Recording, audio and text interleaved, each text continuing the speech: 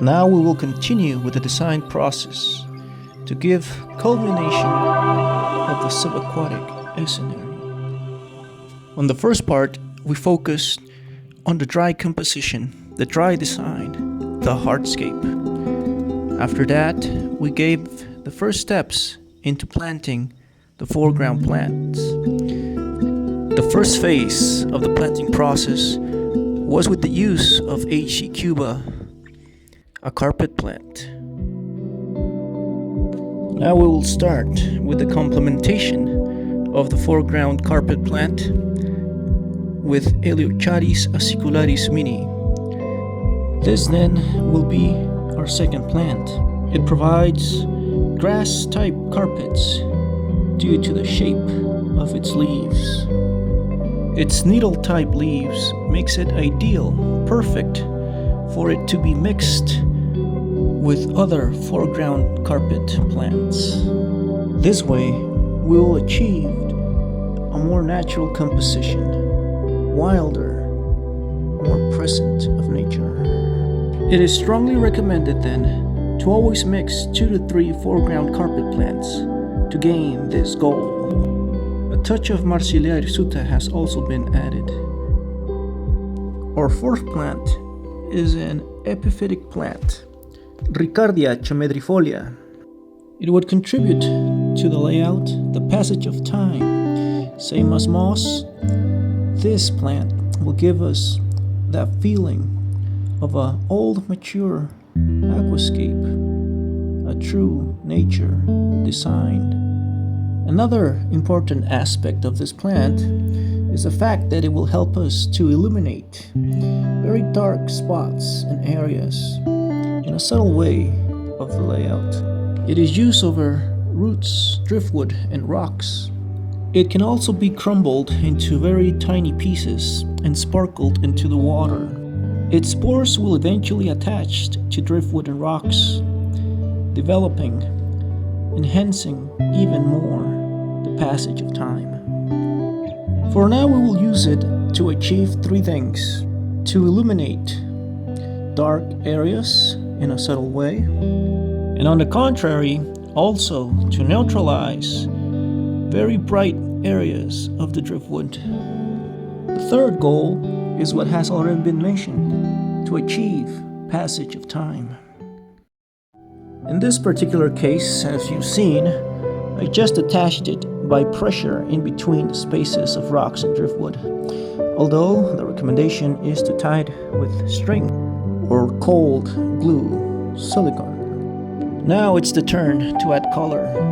Our fifth plant will be Rotala Super Red Mini, perfect to guide the view towards the background and the focal point.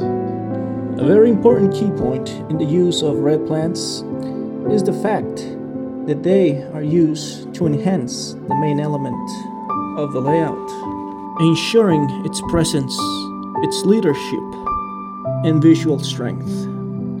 And once again, as mentioned, the visual guide to the focal point.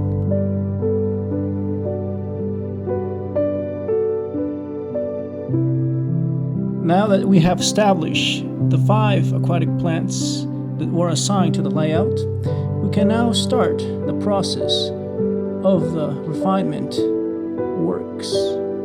For the foreground, it is a must to have a good presentation of our foreground, for it is the welcoming to our underwater scenery. Therefore, we have to pay an important attention to its visual development. The first part for the refinement of the foreground is to remove and take out any excess of nutritional substrate that has been piled up all the way to the front line. After this, we'll have enough space to add the decoration sand. This has also allowed the front part of the driftwood to be more visual, enhancing the foreground even more. Now that we have cleared out the excess of nutritional substrate, the dark substrate, we can now see how a front segment of the driftwood is now more visible. With this, we have managed to further expand the perspective of the layout. The general layout has now been visually amplified. It would look now larger than what it is.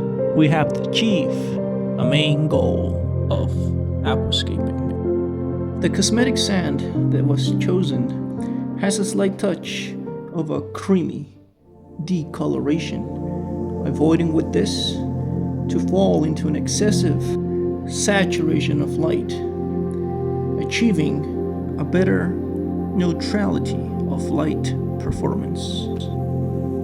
We must remember that we are refining the foreground. Therefore, it is important to take time to balance it out evenly.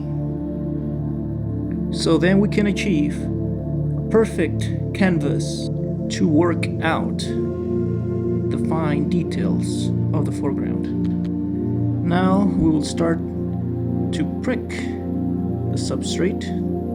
Pricking the substrate is more of a term for the art of bonsai. The goal is that once we stab the substrate back and forth, the substrate, the cosmetic sand in this case, will settle down more evenly.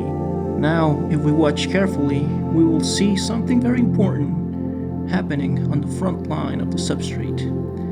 The dark, nutritive substrate starts to disappear in the back below the cosmetic sand. Now we have a balanced foreground presentation. It is ready to be detailed into a natural aspect. Using a tiny line, due to the scale of the nature aquarium, we will use this to siphon out any debris or excess of substrate, preparing it for the use of an aquascape presentation.